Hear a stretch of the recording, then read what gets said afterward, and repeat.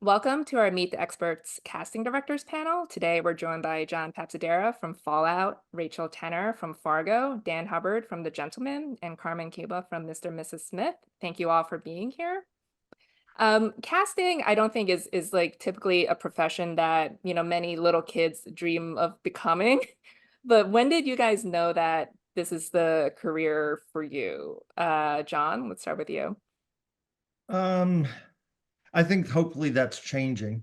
I think people now are recognizing that it is a profession, that it is a career and a craft, and hopefully it brings, the kids' dreams come true, in some ways. I had studied as an actor, and after I'd gotten out of graduate school, I knew I wanted to be back in the entertainment business and went through a process of figuring out what I didn't want to do, and I had one of my best friends in casting, and so it led me down a path that I can be nothing but grateful for today. Sure. Dan, how about you? Well, yeah, speaking of Nepo kids, I come from a family of casting directors, which my mother started a long time ago in Dublin, probably the 80s. And so I've kind of grown up around the casting circus all my life. I've been around actors. I've been taken to the theater a lot, as my mother was covering shows, and just being around directors, producers, socially, and I suppose it by osmosis it dripped into me. But I wasn't totally keen on casting to start off with. I wanted to study film, but didn't quite get into the place I really wanted to get into, the National Film School. So I suppose in the mid 90s, I came to earn money simply, but I loved it so much I never left. Now I see it as it's so much more than just how people see casting. I think when people go to see films, they look at the credits afterwards and they think that it's just a few phone calls, and the directors and the producers' friends are spotting people on the street, but it's way more complicated than that.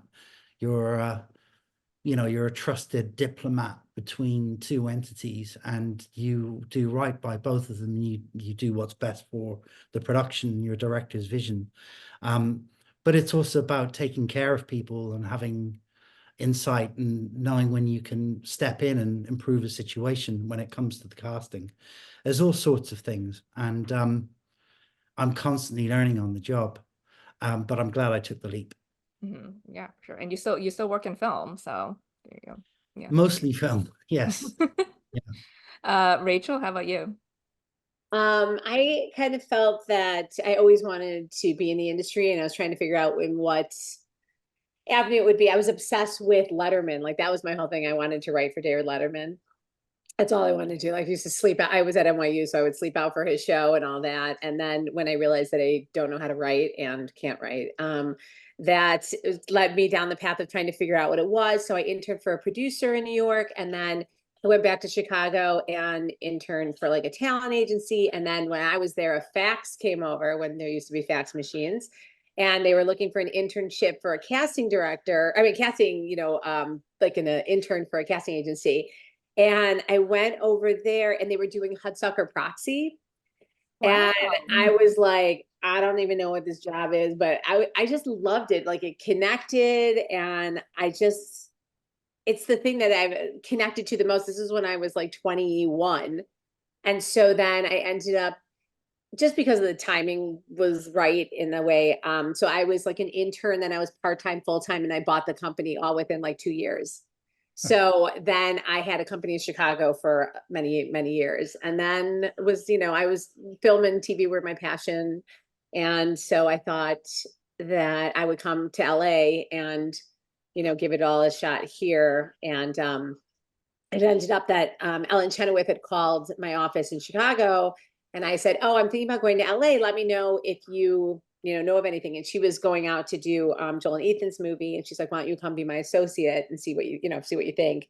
And then I went out, and then I loved it. You know what I mean? It was really, I mean, I loved it. And then I ended up doing like, you know, a ton of movies with her and with Joel and Ethan, and then went on my own after that.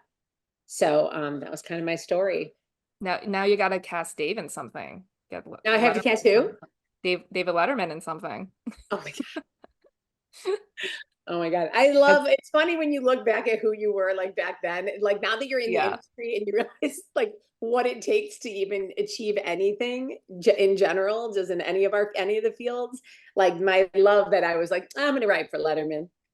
Mhm. Like, sure, that's an easy job. I tried to get that NBC page job and I didn't even get that. You can become a Kenneth. Oh my gosh.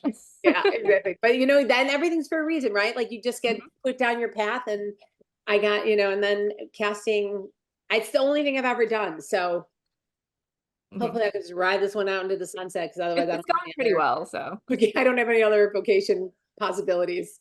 Carmen, how about you? I started out as a journalist. I thought that's what I would do, but I worked as a field reporter for Spanish language television in New Mexico for a couple of years and realized that it wasn't really the depth of interaction, human interaction that I was really looking for. I always wanted to follow home anyone that I interviewed, like, oh, you were in a car accident. Now, how did this affect you for the rest of your life, kind of thing? Which just sort of started to show me that storytelling and humans was really sort of my passion. And then I moved to LA, and through a series of events, one taking place in an elevator with somebody just starting up a conversation with me, I ended up working at MTV on the second season of The Real World, which was an extension for me from journalism. It was like, at that point, it was documentary. And so again, I got to really explore there. And then in the MTV space, they sort of just started throwing me everything. They were, you know, I did the replacement for Jenny McCarthy on Singled Out. I did, Sarah Gilbert did a pilot. I didn't even know what a pilot was. I just sort of was saying yes to everything, but it just kept being very stimulating of my storytelling and my human interaction kind of thing. And I got to the sort of place there where I'd done everything, and it felt like it was time to look for a grown-up job. And someone connected me to Margie Simpkin, who's a big casting director and legend. And, you know, they warned me it would be very challenging, and I was up for a challenge. And I somehow convinced her, after many times of her turning me down, to hire me. And the first project I worked on was Fear and Loathing in Las Vegas. And having that experience with her and with Terry Gilliam was it was a huge spark for me. I grew up watching, my parents watched foreign films. My dad's Peruvian, my mom's American, and I lived in Peru and Bolivia as a kid. And so I just sort of it hadn't occurred to me to pursue it, but that moment, you know, sitting in auditions, I was running the camera with Terry Gilliam, drawing caricatures of each actor that came in and like leaving them on the ground after he left, leaving them, you know, on the desk after he left. Was just, this interaction was really stimulating to me. And so I worked with her for a while on really exciting projects, all different directors who were, to me, just seemed so, they are geniuses. Steven Soderbergh, Frank Oz, Ted Demme. And then I went out on my own, and I started with Larry Clark, who's a director who uses a lot of real people as well as actors, so that sort of blended my background together, and was a great transition into all of it. Mhm. I still, when I'm casting, I still realize, even if I'm doing The Matrix, I feel like I'm still doing it from a journalist perspective of like, what would authentically be in this world that is, even if it's completely made What's up. the truth? Yeah. What's the truth? That's Yeah. so fascinating. I'm curious, like what's an interesting choice an actor has made in an audition that really impressed you? that made you go like, huh, I never thought about playing the character this way until you just did it now? John? Look, I think there's tons of them that have, and for me, that's what stays with me. You know, a lot of people will ask, you know, what was the worst audition you had, or what did somebody do? And that's not what stays with me. What stays with me are moments when people, you know, rise to the occasion and you see glimpses of genius in them. And I mean, my first real experience of it, and it still sticks with me, and I'll tell this story quickly. I still get chills over it, is I was doing a movie ages ago with John Goodman, and we had read for the female lead a lot of girls in town and in the business, and everybody, they were playing a secretary, and everybody that came in either brought a pad and a pen, and he was giving a dictation of a letter. And one of the final auditions was Anne Heche, God bless her soul, came in and made the choice that she was smart enough, she took no notes. She just sat in the chair and listened to him give this 1.5-page speech, got up, walked out, came back in, and handed him the typed letter. And, you know, the choice being, she was smart enough to remember every word that he said. And it still gives me chills. It's still an actor interpreting a role in a different way and bringing their own creativity to it. And, you know, those are the moments that, you know, I feel like I'm in the presence of an artist, and that I cherish. Yeah, sure. And yeah, that's something that will definitely stick in your mind when you go through like hundreds of similar auditions the same day. Rachel, how about you? Well, I can barely remember what happened yesterday, so I'm gonna have to limit this to just like something recent on Fargo. But I think part of the excitement for me is like, you know, it's the same kind of thing we're talking about. Like, you're seeing so many people, you know, read for things, and you can, when someone elevates it or is a rhythmic, or there's something, you know, choices they make that are different, it is very exciting. And also it's when you have something in your head, you know, and someone comes in and just brings it to life, you know, in front of you, that is like, that's thrilling. Like for me, that was like David Rysdale this season for Fargo, you know, for the husband role. Like when he did it, I was like, oh my God. I mean, I don't even think I saw anyone else like that. We were just like, that's it. There, you know, like check mark, you know. I And totally that bought him moment as is also just, a Kia salesman. Just yeah, like it's just, the nicest you husband. know, to see it come to life like that, the way you always saw it in your head when you're reading and you're thinking of people, and then you see it like just perfect. I think that's a really exciting moment. Carmen, how about you? It's funny when you ask the question, the first thing that comes to mind, and I swear it's not just because we're talking about Mr. and Mrs. Smith, is when Donald came in on the Ridley Scott movie, The Martian.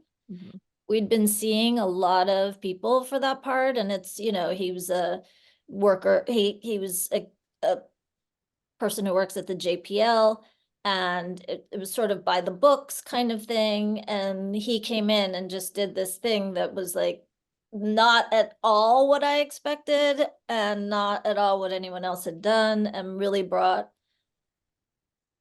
I mean, he brought humor even though he wasn't being funny. And it was really surprising. So that one actually does always stand out for me. And then I guess Ridley said that Ridley felt the same way on the day when he was shooting him. He was like, he was incredible. You know, he was like, there was so much surprise to Ridley, and he's someone that's sort of hard to surprise. So Oh, for sure. it's very satisfying. That's another part where I'm just like, I don't know if I would have thought of Donald for this, but he was great in that movie. So Thank you. Dan, how about you? I suppose in probably reference to The Gentleman, that happened when we were casting the role of Jimmy. Jimmy is in charge of the weed farm down in the underground vault underneath the estate.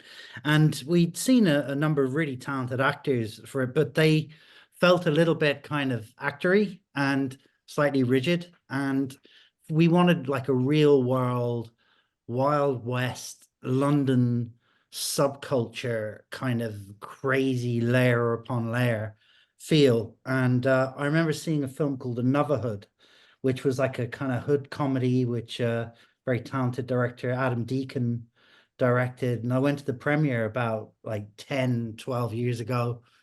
And I always remember this great actor. And on the page, Jimmy was Chinese.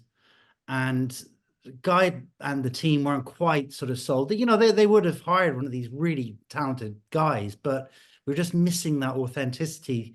And in the moment, I just remembered that film and I was like, all right, I've got to find him. He didn't have an agent.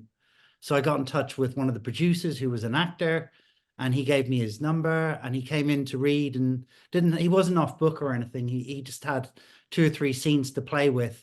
He was just so nice, but couldn't believe that he was there. He was like, you know, I'm not an actor. I've nobody asked me to do this. And when I presented him to Guy just said, look, if you hire one person on this show, it's got to be that guy. So that's probably my Yeah, that's also like a little Yeah. outside the box too. So more creative. Yeah, that's Yeah. definitely. mm, Well, finally, casting is, you know, such an integral part of filmmaking, and you're all here for shows, and the Emmys obviously have a casting category. What do you think about the Oscars finally adding a casting category? Rachel, let's start with you. Well, I mean, I think it's amazing. I feel bad for John. I feel like we should Maybe we should start with John there. let him get a piece of that, because that was, outstanding. Retroactively, they should do it. What's Yeah. that? Retroactively, they should give I them know. I thought maybe for the first year, like everybody should just put in their best film they ever did, and then let someone win retroactively. But no, it's thrilling. I mean, just as much as we're an integral part of television, it's the same thing for features. I mean, you're creating every movie has a cast, and every cast has been created or contributed to by a casting director. And it's nice to have that recognized. And I'm excited. I can't wait to see who's going to get it first. It's really exciting. I know that's gonna be fun. I can't wait either. It's Yeah. gonna be a little bit, but Yeah. John, how about you? Should we retroactively send you an Oscar for Yes. Oppenheimer? Oh, that's very kind of you to say, Rachel. But look, I'm thrilled for casting directors that are coming up and people that I work with and are in my office. It is about time that casting directors were recognized. I'm glad and grateful to the people that work doggedly to make it happen. And it is exciting. I was talking to somebody about it, and it'd be nice if the person that won the first one accepted on behalf of all the casting directors Right. before us that did not get the opportunity to be recognized. And so it is exciting, and yet it's a little bittersweet because it is so long in coming. Yeah, it's kind of insane. It's taken so long. So Yeah. we're That was- nearing 100 years. So That's so true, though, to point out how tenacious the people who made this happen on our behalf, how hard they worked to make this happen. Just literally through not giving up for so many years. It's really quite a feat. I also think it's so interesting that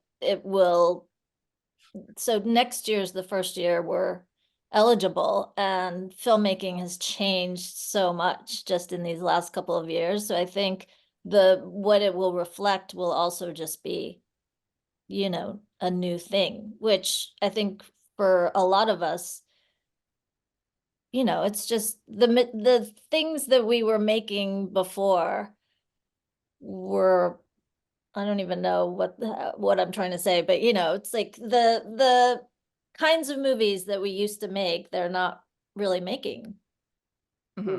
John, you get to like when you guys have started. Yeah. with your Yeah, careers, I just think really character-driven things Mhm. are existing a lot actually in the TV space, Yeah. Right. so I feel lucky that we have both options now to play in and to be recognized, but it will be interesting. It's a new era. Yeah. Dan, how about you? Well, nothing really much more to add apart from, Kubrick once said that casting is 80% of a film. And a lot of the time we are kind of saviors in the situation, because gaining the right leading actors sort of makes a film and sets off the finance. And a lot of the time we've been on some of these films for 2 or 3 years, maybe longer, because we believe in them so much. And you know, the leading actors in Hollywood have a lot of power, and it's our job to really try and spread the message if we really believe in a script passionately. And I like to think that some of the good work that we do does help change the world in a positive way. You know, if we hold that in our hearts and we manage to express that to actors and their teams, who are not just in it for the money, they're in it for, you know, for the good things as well, for art. That's why we're here. So I'm delighted that it's finally gonna happen for my esteemed colleagues. Yeah, for sure. Well, hopefully Oscars and Emmys for all of you in the future. It was great speaking with all of you. Thank you so much for your time. And congratulations again on all of your shows. Thank Thanks you. a lot. Appreciate it. Thank you so much. Thank Have a you. good one. Bye. Bye, Bye. guys.